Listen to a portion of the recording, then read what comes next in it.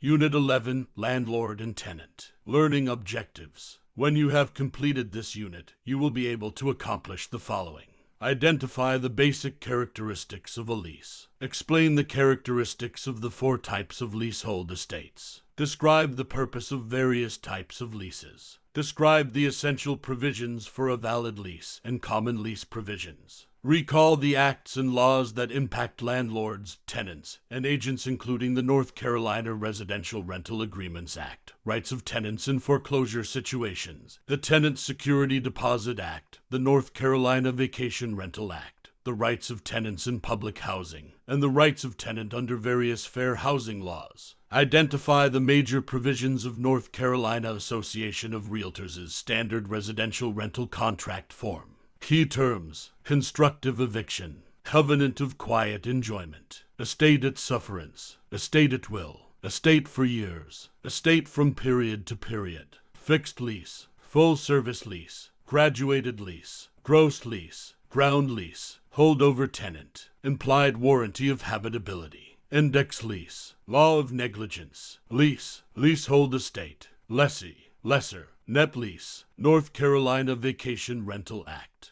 novation, percentage lease, periodic tenancy, Residential Rental Agreements Act, retaliatory eviction, sandwich lease, security deposit, self-help eviction, sublease, summary ejectment, Tenant Security Deposit Act. Learning Objective. Identify the basic characteristics of a lease. Leasing real estate. A lease is a contract between a landlord, an owner of real estate, and a tenant that transfers the right of possession and use of the owner's property to the tenant for a specified period of time. A lease is also a contract that generally sets forth the length of time the contract is to run, the amount to be paid by the lessee for the right to use the property, and other rights and obligations of the parties. Since a lease is a bilateral agreement, both parties have rights and obligations under the lease. The landlord grants the tenant the right to occupy the premises and use them for purposes stated in the lease. In return, the landlord retains the right to receive payment for the use of the premises,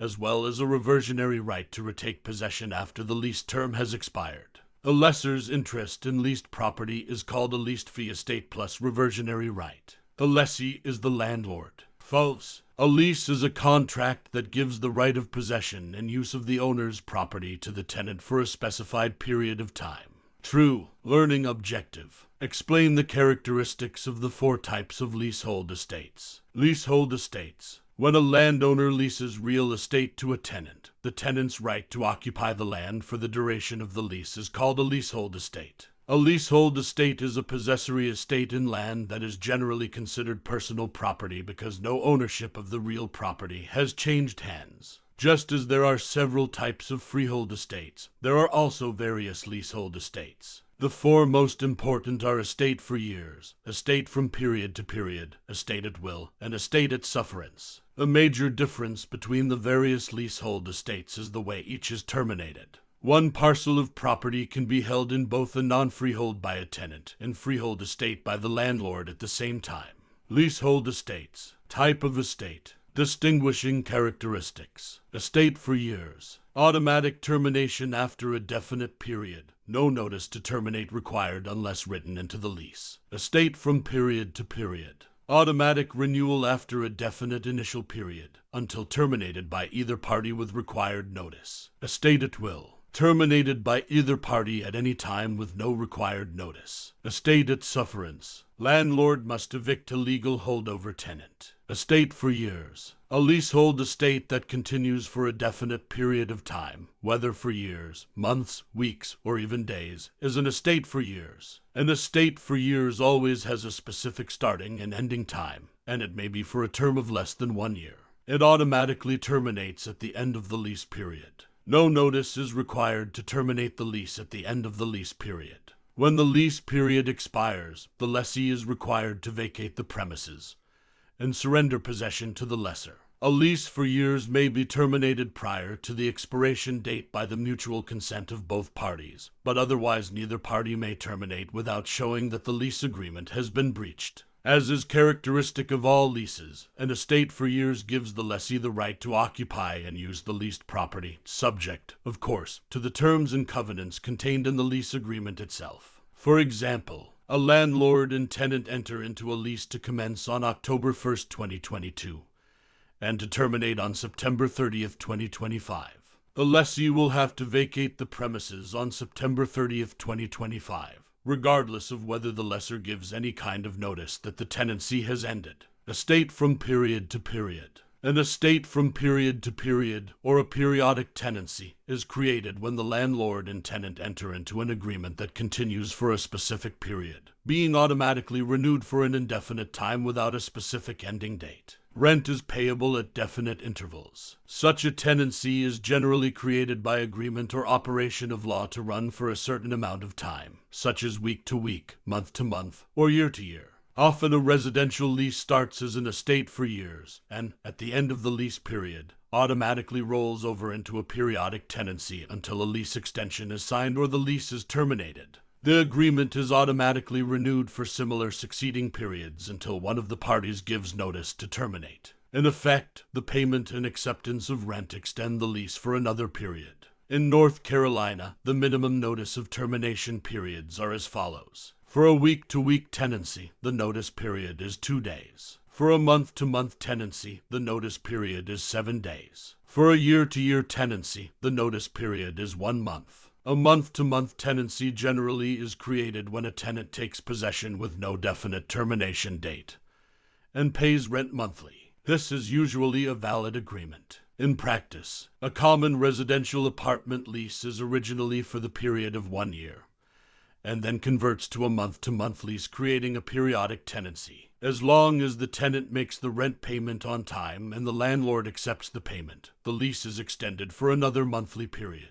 With a 30-day notice, either the landlord or the tenant can terminate this lease. Estate at will. An estate that gives the tenant the right to possess property with the consent of the landlord for a term of unspecified or uncertain duration is an estate at will, or a tenancy at will. It may be created by express agreement or by operation of law, and during its existence, the tenant has all the rights and obligations of a lessor-lessee relationship. Example. At the end of a lease period, a landlord informs a tenant that in a few months the city is going to demolish the apartment building to make way for an expressway. The landlord gives the tenant the option to occupy the premises until demolition begins. If the tenant agrees to stay, a tenancy at will is created. An estate at will can be terminated at any time, at the will of either party. All that is required is for one party to declare that the tenancy is over. No prior notice is required. Estate at sufferance. An estate at sufferance, or a tenancy at sufferance, arises when a tenant who lawfully came into possession of real property continues, after the tenant's rights have expired, to hold possession of the premises without the consent of the landlord.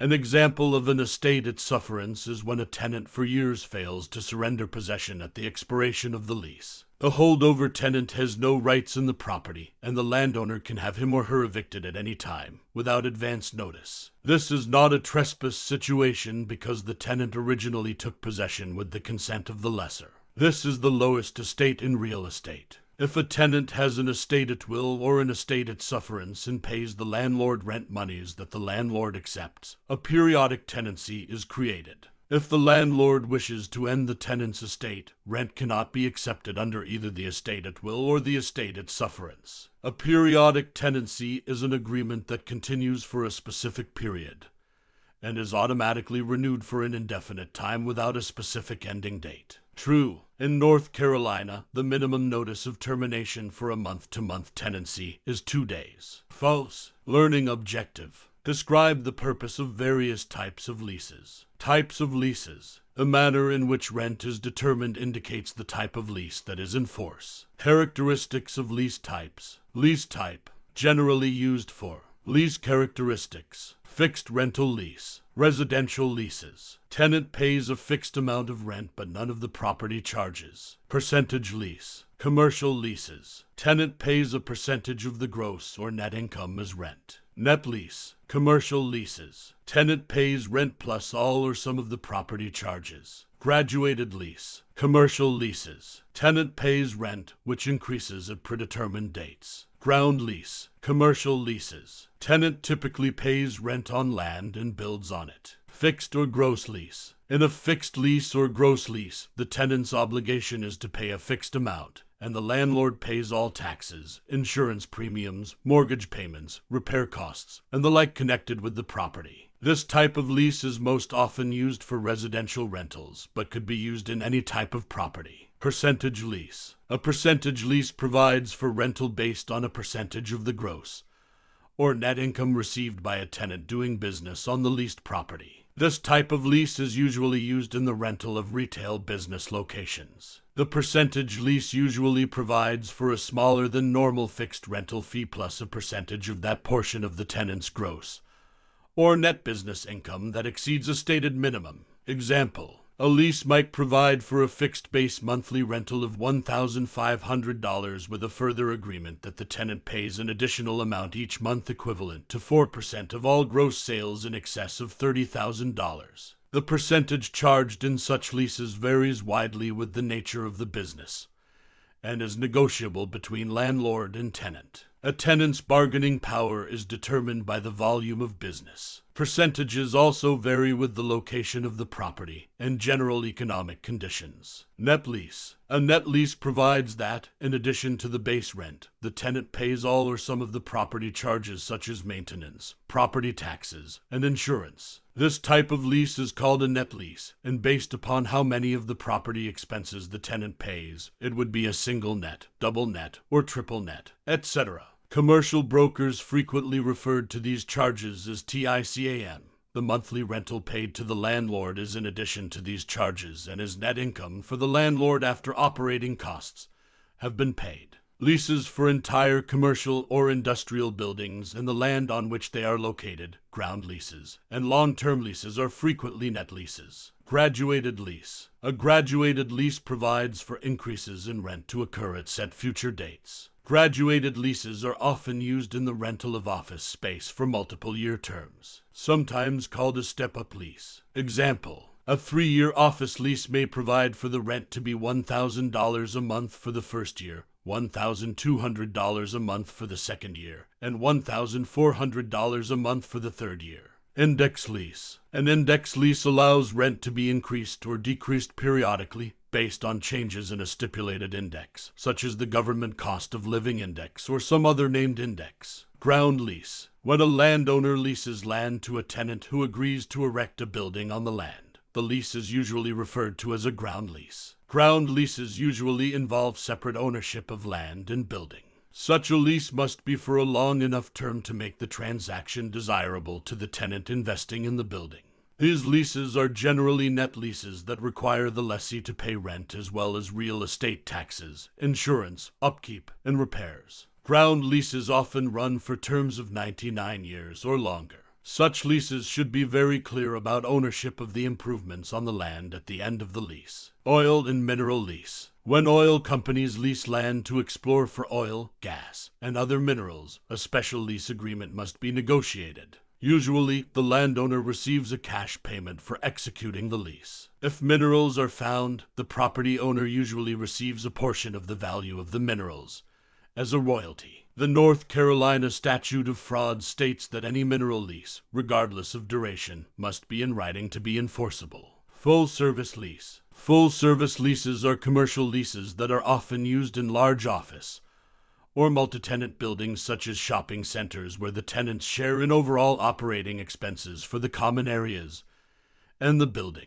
Under a full-service lease, the landlord will provide most or all services related to the lease, such as utilities, cleaning services, grounds maintenance, etc. Usually rent is paid as a base amount plus a prorated share of the complex's operating expenses. Watch the video to learn more about leaseholds and lease agreements. Most residential tenants would enter into a percentage lease arrangement. False. An index lease provides for increases in rent to occur at set future dates. False. Learning objective. Describe the essential provisions for a valid lease and common lease provisions. Lease provisions. Most leases are complex documents that should be carefully prepared. and both landlords and tenants should not hesitate to seek legal advice if they have questions about the application of certain provisions. Real estate brokers are allowed only to fill in the blanks in preprinted forms, and it is critically important that a real estate broker use a form appropriate to the specific rental situation. Only a form drafted specifically by an attorney or approved forms promulgated by reputable trade organizations should be utilized, plus a lawyer should prepare any additional clauses inserted into a standard lease. Essential provisions for a valid lease. The requirements for a valid lease are basically the same as those for any other contract. Generally, the 4 essentials of a valid lease are as follows. Mutual agreement. The parties must reach a mutual agreement on all material terms of the contract, usually accomplished by means of offer and acceptance. Consideration. All leases, being contracts, must be supported by valid consideration.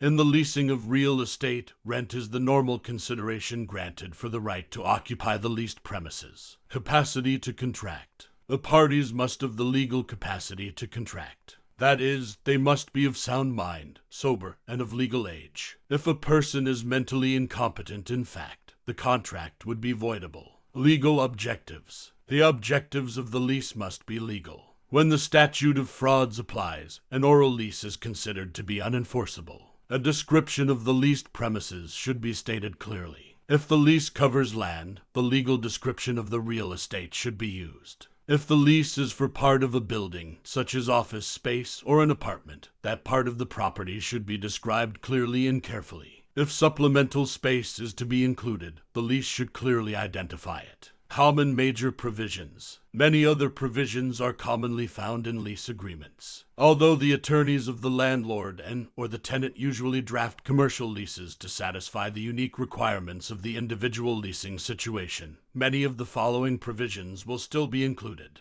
Licensees are allowed to fill in the blanks of a simple residential rental contract, but are urged to exercise caution when doing so, since simple leases often do not protect the landlord or tenant adequately. As an exercise, students should review a copy of North Carolina's Association of Realtors Residential Rental Contract and identify where, if at all, this form provides the following conditions. Tenant's use of premises. A lessor may restrict a lessee's use of the premises through provisions included in the lease. This is especially important in leases for stores or commercial space. For example, a lease may provide that the leased premises are to be used only for the purpose of a real estate office, and for no other purpose. Tenant uses that could result in environmental concerns are addressed later. In the absence of such limitations, a lessee may use the premises for any lawful purpose. The tenant may also impose use restrictions in the lease, such as the lease being subject to rezoning approval for specific tenant use. The tenant may request use exclusivity, such as being the only restaurant in a small shopping center. Environmental concerns. Industrial leases will frequently restrict or forbid the production, use, discharge,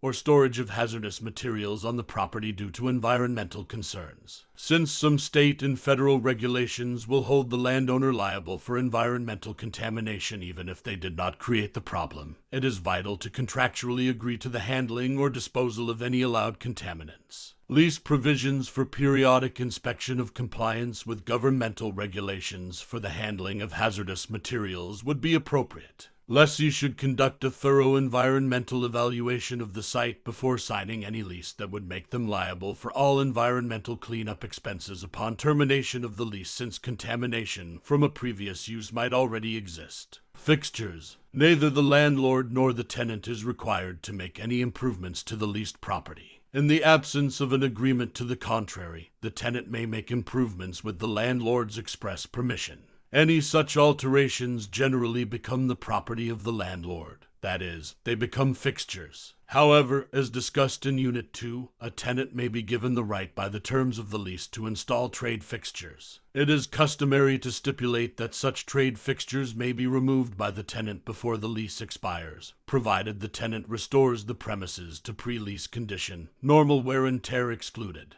Repairs. Unlike the landlord obligations under the Residential Rental Agreement Act, if the leased property is non-residential and no lease provision exists to the contrary, landlords are generally not obligated to make any repairs to leased premises. Non-residential tenants are generally deemed to have accepted the property with no implied promise that the premises are safe or suitable for the use intended. Landlords may be responsible for repairing hidden or latent defects, since a diligent inspection by the prospective tenant would not have revealed the defect. Tenants typically are required to make ordinary repairs or be held liable for waste of the property. Generally, the tenant is required to return the premises in the same condition in which they were received, with allowance for ordinary use. Upfitting improvements. A commercial landlord will usually provide for the initial customization of leased space for a new tenant. The tenant is frequently allowed, within cost parameters, to specify customizing preferences, such as wall and floor covering selection, location of interior walls, and placement of doors. If the tenant wants improvements that exceed the upfit allowance, the tenant usually negotiates their inclusion in the rent or pays for the excess expense. Occasionally, in an effort to retain a desirable tenant, the landlord may offer upfitting improvements to renovate the tenant's current space. Assignment in subleases. A lessee may assign or sublease the lease if the lease terms do not prohibit it. Most leases prohibit the lessee from assigning or subletting without the lessor's written consent.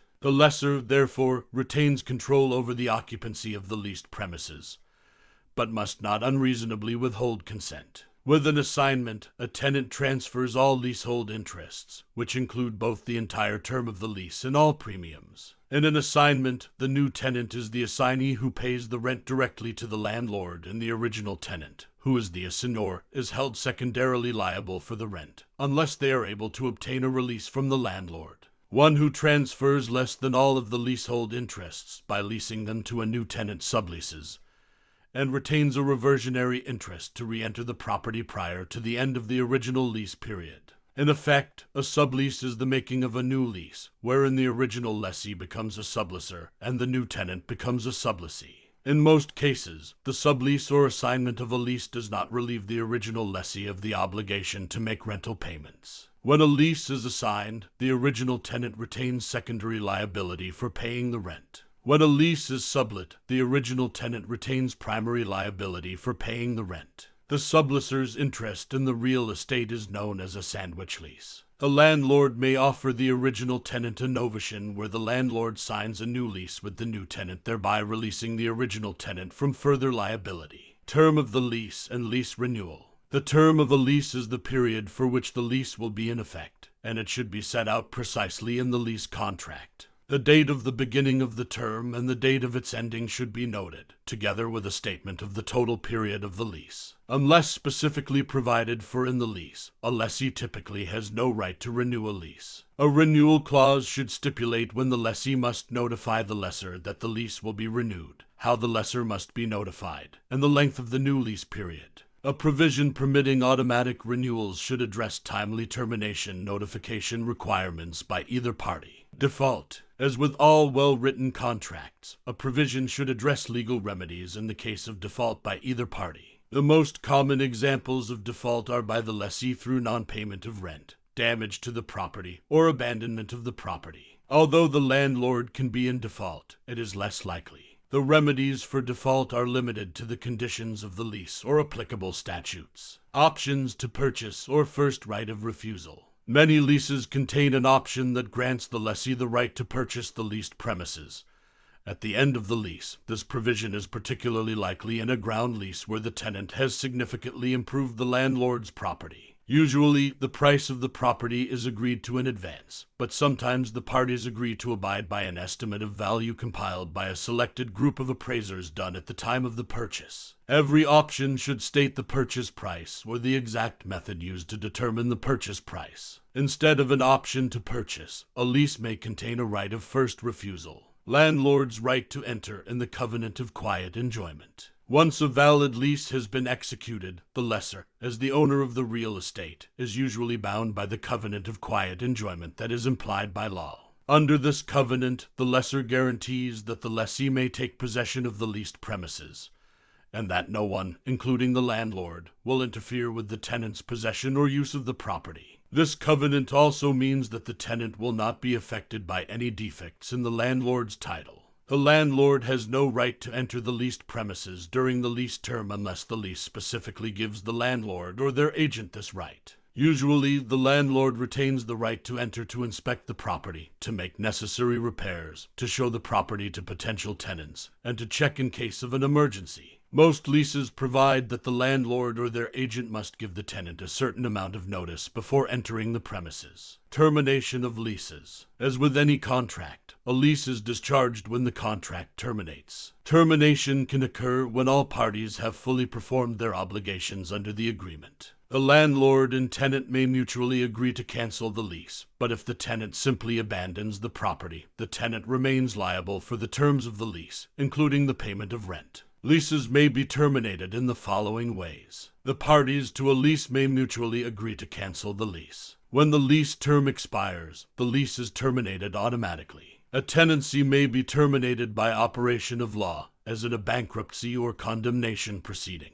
If one of the parties fails to perform a material obligation, such as the tenant fails to pay rent or the landlord fails to maintain habitable condition, the other party can terminate the lease. If the tenant fails to pay rent, the landlord can evict the tenant. If the tenant refuses to leave the premises voluntarily, the landlord must bring an eviction action in court to have the tenant removed. If the landlord fails to maintain the premises in habitable condition, the tenant is considered constructively evicted and may move out and stop paying future rent. Note that when the owner of leased property dies or the property is sold, the lease does not terminate. The heirs of a deceased landlord are bound by the terms of existing valid leases. In addition, if a landlord conveys leased real estate, the new landlord takes the property subject to the rights of the tenants. North Carolina Statute of Frauds and Recordation. Any North Carolina lease that lasts for more than 3 years from the date of execution must be in writing and signed by the landlord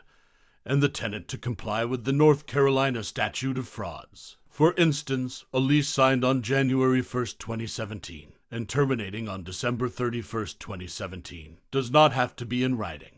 Generally, oral leases for 3 years or less are enforceable. But a lease signed on January 1, 2017, and terminating on January 31, 2020, does have to be in writing to be enforceable. Under the Connor Act, leases required to be in writing under the North Carolina Statute of Frauds must be recorded to be enforceable against third parties. If the lease is not recorded and a third party buys the property, that person is not required to honor the terms of the lease. Failure to observe the statutory requirements in recording a lease does not in any way affect its validity between the parties, just third parties. In practice, even though an oral lease may be enforceable, such as a lease for 1 year commencing the day of agreement, it is always better practice to put lease agreements in writing and to have the writing signed by all parties to the agreement. A lease document should be as inclusive as possible, for reasons that will become apparent from reading this unit. The statute of frauds does not apply to leases. False. Unless specifically provided for in the lease, a lessee typically has no right to renew a lease. True. Learning objective. Recall the acts and laws that impact landlords, tenants, and agents, including the North Carolina Residential Rental Agreements Act, rights of tenants in foreclosure situations, the Tenant Security Deposit Act, the North Carolina Vacation Rental Act, the rights of tenants in public housing, and the rights of tenant under various fair housing laws, rental acts and laws, North Carolina Residential Rental Agreements Act.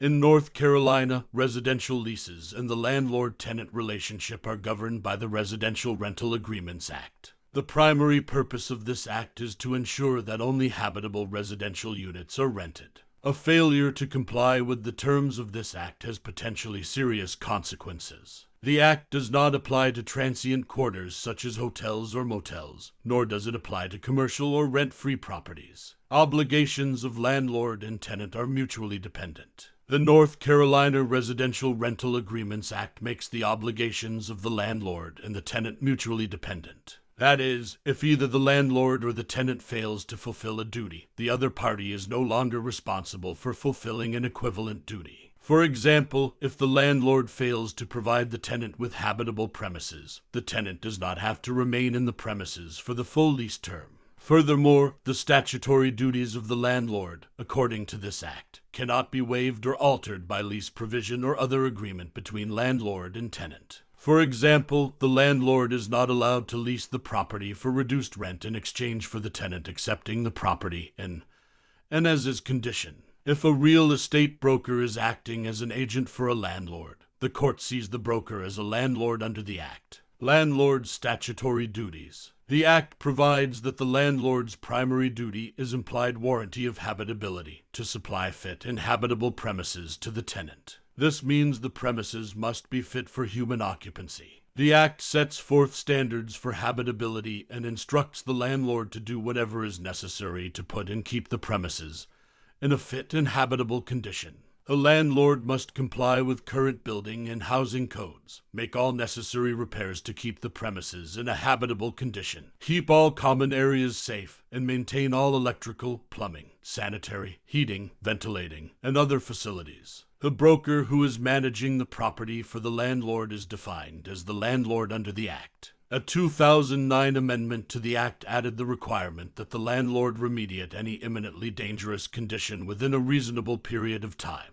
The statute further defined the following as imminently dangerous conditions: unsafe wiring, flooring or steps, ceilings or roofs, chimneys or flues, lack of potable water, lack of operable locks on all outside doors or windows on ground level, lack of operable heating facilities capable of heating to 650F when it is 20F outside from November 1st through March 31st, lack of operable toilet, bathtub, or shower, rat infestation due to structural defect, and excessive standing water, sewage, or flooding due to plumbing leaks or inadequate drainage that lead to mosquito infestation or mold. The landlord must also provide operable smoke and carbon monoxide detectors installed and maintained in accordance with established standards. The landlord must repair detectors within 15 days of receiving notice of necessary repairs. The tenant shall replace batteries as needed during the occupancy. If a material failure by the landlord to provide fit and habitable units occurs, the tenant can bring legal action against the landlord for damages, including recovery of some or all of the rent paid while the unit was unfit. The court can require that the landlord correct all material property defects. Common law of constructive eviction.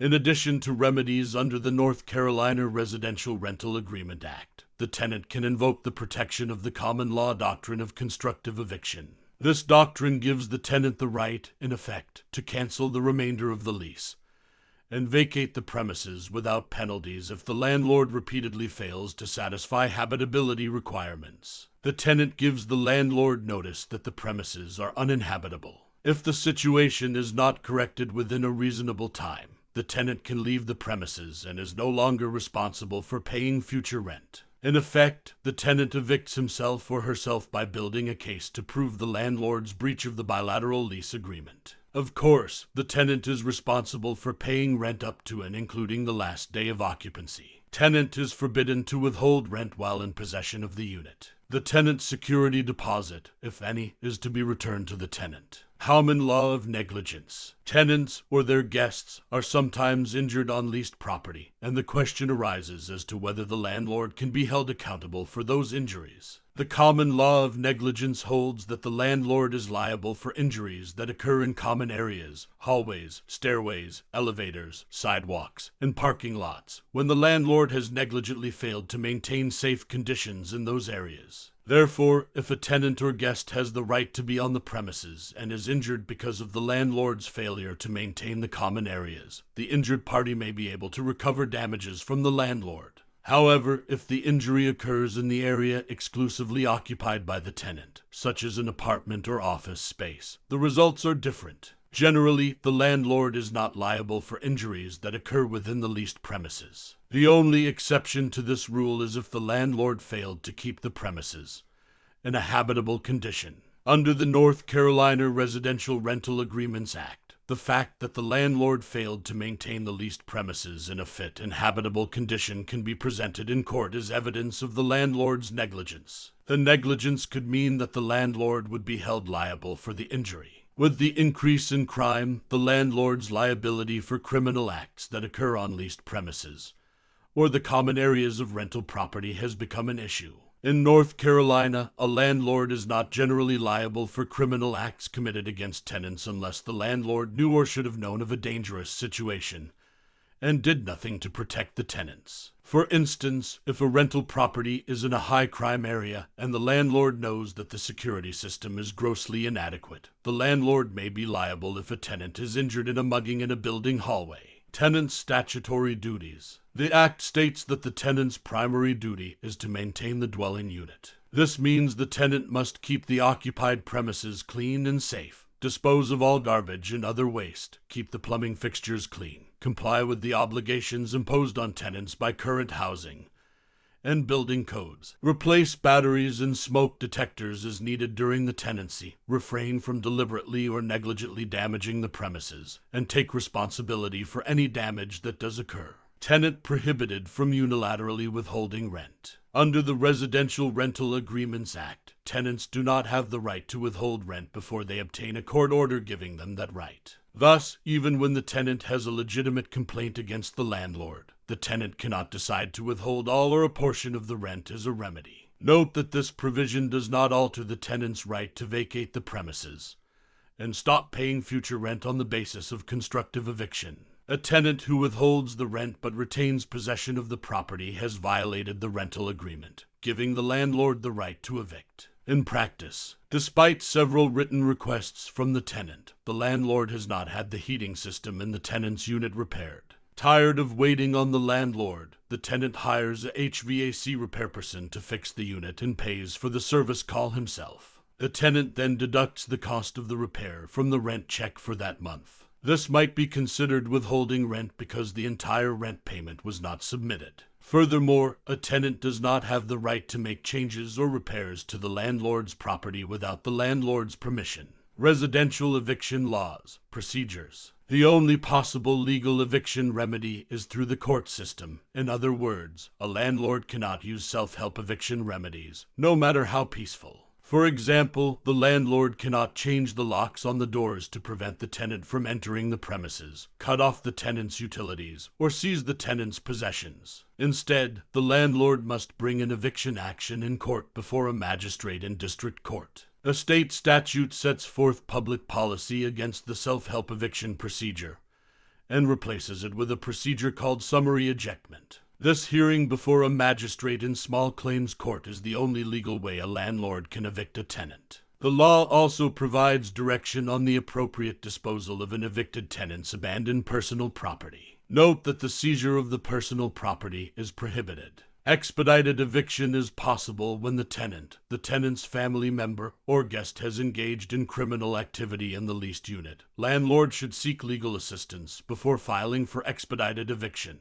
Retaliatory eviction prohibited. An important provision of this act is known as the doctrine of retaliatory eviction. Under the retaliatory eviction provision, a tenant cannot be evicted because the tenant has asserted a legal right against the landlord. Therefore, a landlord cannot evict a tenant who, in good faith, requests that the landlord make required repairs, exercises legal rights against the landlord, becomes involved in a tenants' rights association, or complains to a government entity about a landlord's violation of landlord-tenant law. If the landlord tries to evict a tenant within 12 months after the tenant tried to assert a protected legal right, the tenant can use this doctrine as a defense in the eviction action. The doctrine does not require the landlord to renew the lease. Laws protecting tenants in foreclosure situations. Protecting Tenants at Foreclosure Act of 2009. Tenants living in a foreclosed residential property were protected under the sweeping coverage of the Federal Protecting Tenants at Foreclosure Act of 2009. This act applies to any foreclosure on any federally related mortgage loan or any dwelling or residential real property. If the residential tenant had a bona fide lease that was in place prior to the foreclosure notice, the tenant could occupy the property for the remainder of the lease period, with one exception. If the new owner wished to occupy this property as a primary residence, the tenant is entitled to a 90-day notice to vacate the premises. If the tenant did not have a lease, a 90-day notice to vacate was to be given to the tenant. The protections given to tenants under the PTFA expired at the end of 2014. In 2015, the North Carolina General Assembly enacted a law that partially deals with such situations. Unlike the PTFA, however, the protections afforded to tenants under GS 45-2133A only apply to tenants who occupy single-family residential property. Protections also exist for tenants regarding the notice of sale of foreclosed properties that contain fewer than 15 units. State law allowing early termination by tenant. While the previous federal law prohibits the new owner's immediate termination of a tenant's occupancy of a foreclosed residential dwelling, a North Carolina law allows a tenant to terminate a rental agreement early in some foreclosure situations. In North Carolina, a residential tenant must receive notice of an imminent foreclosure sale on the leased property under provisions of NCGS 42-21. If the leased unit is part of residential real property that contains less than 15 rental units, and the tenant has received the required notice of foreclosure, the tenant has a statutory right to terminate the rental agreement subject to a 10-day notice to the landlord. Tenant Security Deposit Act. In North Carolina, the Tenant Security Deposit Act regulates the amount of money that can be required as a security deposit and what the landlord can do with that deposit. Any owner of residential rental property located in North Carolina must comply with this act, even if not a licensed real estate broker. The amount of the security deposit depends on the term of the tenancy. The maximum amount of security deposit is the equivalent of 2 weeks' rent if the tenancy is from week to week, 1.5 months' rent if the tenancy is from month to month, and 2 months' rent if the tenancy is longer than month to month. The landlord may do one of two things with the security deposit. The security deposit can be placed in a trust account with an insured North Carolina bank or savings institution, or the landlord can obtain a bond as a guarantee for the deposit. The landlord must tell the tenant either the name of the bank or savings institution or the name of the bonding company. The Tenant Security Deposit Act provides that a security deposit on a residential unit may be used only to reimburse the landlord for non-payment of rent, damage to the premises, non-fulfillment of the rental period, unpaid bills that may create a lien on the property due to the tenant's occupancy, cost of removing and storing tenant's property, costs of re-renting after a breach, or court costs in connection with an eviction action.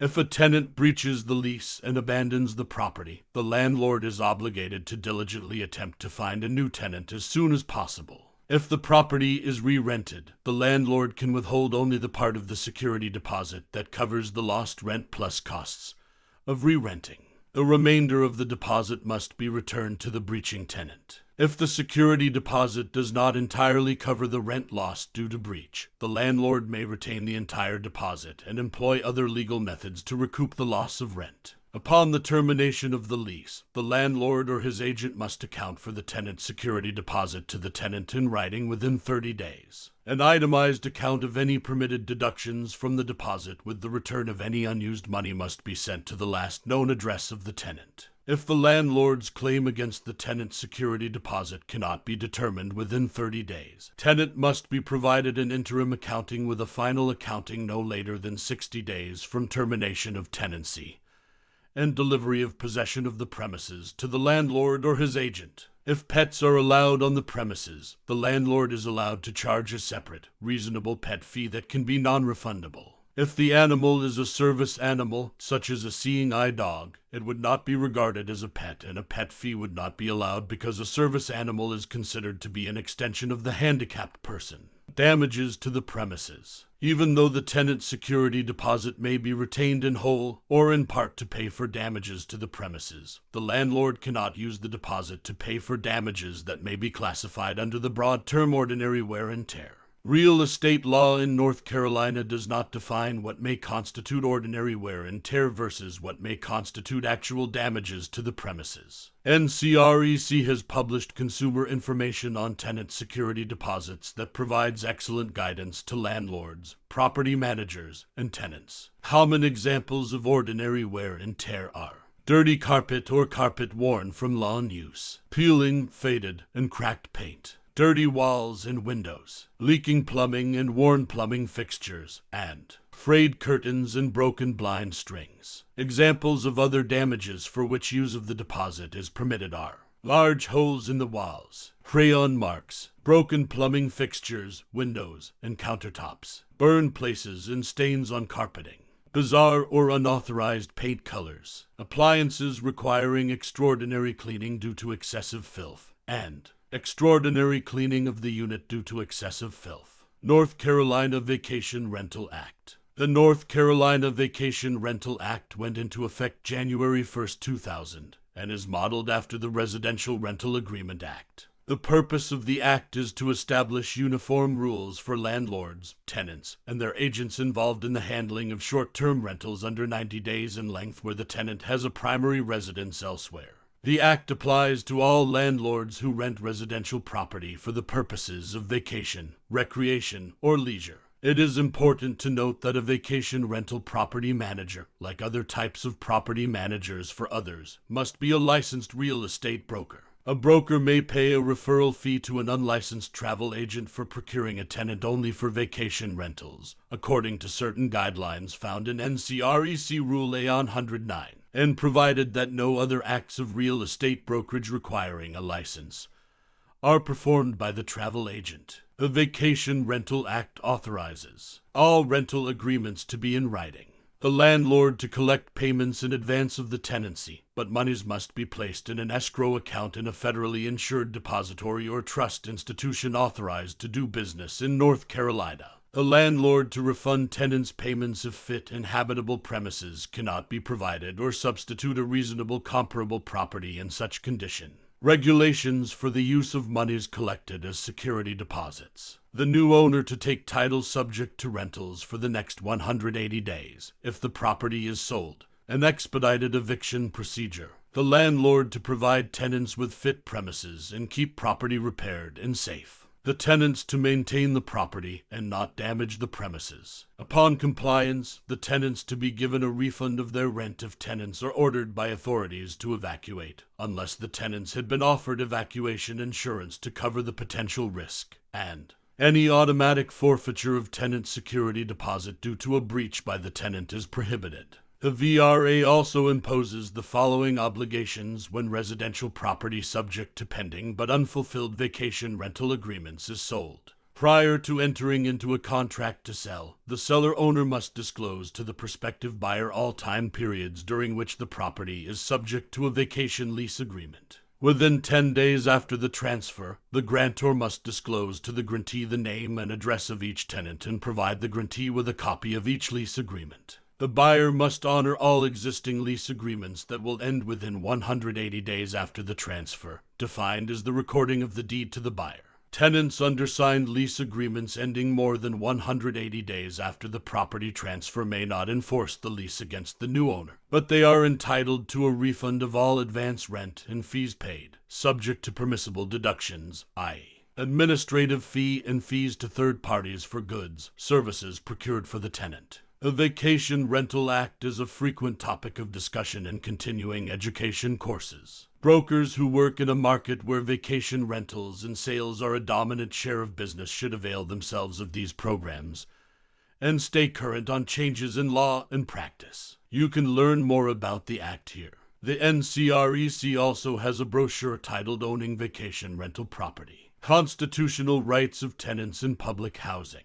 The tenants of government-subsidized low-income housing have some additional rights. These tenants have an entitlement to continued occupancy and cannot be evicted unless there is good cause. There must be a finding of fault on the tenant's part, not merely circumstances that are beyond the tenant's control, such as loss of a job. Tenants are entitled to procedural due process before they can be evicted. The landlord must maintain property in habitable condition or risk being suspended from future program participation.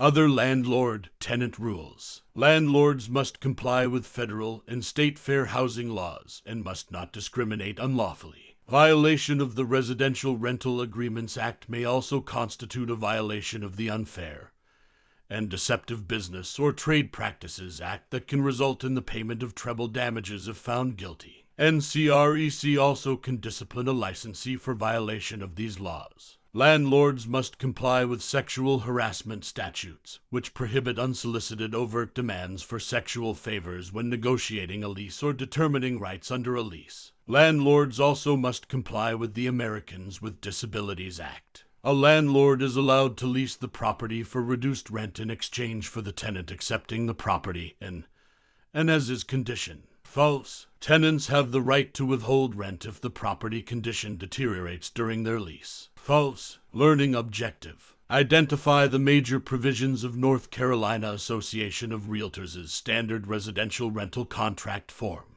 The North Carolina Association of Realtors Residential Rental Contract. Form 410, the residential rental contract is an agreement between a property owner, landlord, and a tenant. North Carolina licensees who are members of the North Carolina Realtors may access this form in the North Carolina Realtors Forms Library and may fill in the blanks for consumers. However, licensees may prefer to suggest to both landlords and tenants that they seek legal counsel and have their attorneys work to produce a lease that might address complex landlord-tenant issues that might not be adequately handled in Form 410. You can view the residential rental contract here. Form 410 includes provisions regarding the rental payment as well as passages dealing with fees for late payment, return payment, and summary ejectment fees. Handling of tenant security deposits is also discussed in accordance with the North Carolina Tenant Security Deposit Act. The form also reviews the tenants' and landlords' obligations, such as the lawful use of the premises and maintenance issues, right of the landlord's entry, occupants, or pets, and compliance with rules and regulations. A checklist indicates what services, such as utilities, will be provided and which party shall be responsible for payment of such services. Form 410 also outlines consequences for the tenant's breach of the agreement and remedies, and the landlord's right to enter the property. The language of the NCAR Standard Residential Rental Contract Form complies with the North Carolina Tenant Security Deposit Act. True. Real estate brokers who are realtors may use and fill in the blanks of the residential rental contract. True. Key point review. A lease is a contract between the lessor and the lessee that transfers possession and use of the property, lasts for a specified period, and is made in return for consideration. The statute of frauds in North Carolina requires that leases for more than 3 years be in writing to be enforceable. The lessor has a reversionary right to possession of property when a lease expires. According to the North Carolina Residential Rental Agreements Act, mutually dependent obligations cannot be waived even by lease terms. A landlord's duties include implied warranty of habitability of the premises, building code compliance, timely repairs, safety of common areas, and installation of smoke and carbon monoxide detectors. A landlord may use a summary ejectment if tenant breaches lease, and no retaliatory eviction or self-help eviction practices. A tenant's duties include maintaining the unit, disposing of all garbage and waste, keeping plumbing fixtures clean, replacing smoke detector batteries, and repairing any damage. The tenant can never withhold rent while in possession of the unit, and invoke doctrine of constructive eviction if the landlord breaches the lease. North Carolina Tenant Security Deposit Act regulates the following. Amount of deposit, dependent on length of tenancy. Where deposit is held, insured bank or savings and loan lawfully doing business in North Carolina. Allowed uses of the deposit by landlord. Landlord must account for or return unused deposit within 30 days of termination of tenancy. Can have up to 60 days for final accounting. Reasonable, non-refundable pet fees allowed. Tenants in public housing are entitled to due process prior to eviction. North Carolina Vacation Rental Act applies to all short-term rentals for less than 90 days for the purpose of leisure or recreation. It is modeled after the Residential Rental Agreement Act and allows for statutory warrant of habitability, expedited eviction, and buyers honoring any rental for the next 180 days after purchase. A lessee has a leasehold estate that can be one of the following. Estate for years, continues for a definite period. Estate from period to period has no specific expiration date, but rent is payable at definite intervals. Has continuity because it automatically renews. Month-to-month tenancy, most common form of residential lease. Estate at will, has no specified initial term, is created by express agreement or operation of law, and can be terminated by the landlord or the tenant at any time on proper notice. Estate at sufferance, created when the tenant stays on without the landlord's consent after termination. Holdover tenancy. A landlord can begin eviction proceedings and action for damages under state laws. Types of leases include the following.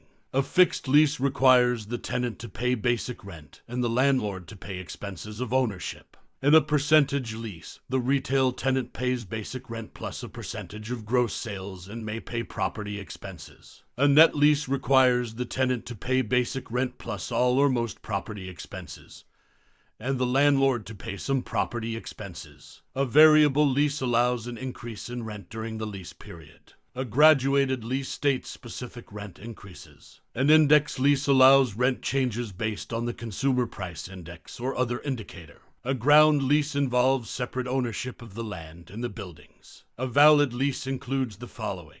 Description of leased premises. Implied covenant of quiet enjoyment. Limitations on tenant's use of the property and the term of the lease. Security deposit, which must comply with state law. Whether improvements may be made by the tenant. Fixtures generally become the landlord's property. Federal fair housing law requires that the landlord allow a tenant with a physical disability to make reasonable modifications. Americans with Disabilities Act requires that commercial non-residential property be free of barriers, or that reasonable accommodations be provided. Maintenance of premises by landlord in compliance with state law. Assignment of lease that relieves tenant of further obligation. Sublease provisions. Recording of lease that may be required by state law. Non-disturbance clause. Option that may give the tenant the right to renew the lease, right to purchase property, or right of first refusal before landlord can sell the property.